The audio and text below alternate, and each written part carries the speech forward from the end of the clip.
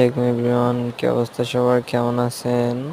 Welcome to my new channel and new video.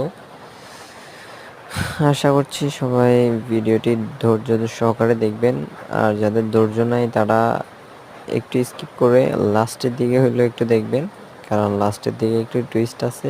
মানেটা হচ্ছে এটা যে ওনারা এই যে মাছগুলো উঠাইতেছে, তো লাস্টের দিক থেকে উনি ওনাদের এই মাছগুলা দেখাবো আর কি, যে তখন মাছগুলো উঠবে তখন দেখবেন যে মাছগুলা দেখবেন, দেখে ভালো লাগবে ইনশাল্লাহ। তো এই তো দেখেন একটু পরেই উঠাবে ওনারা এই মাছগুলা।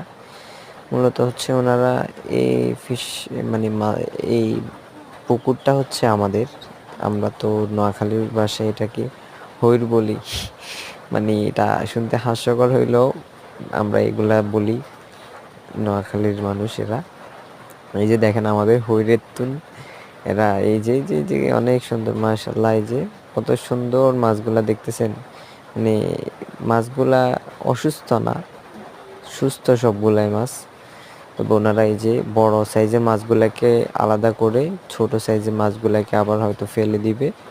তো আমিও এখান থেকে ওনার থেকে কিছু মাছ নিছি, আমার ছোট একটা পুকুর আছে, ওই পুকুরে ফেলছি।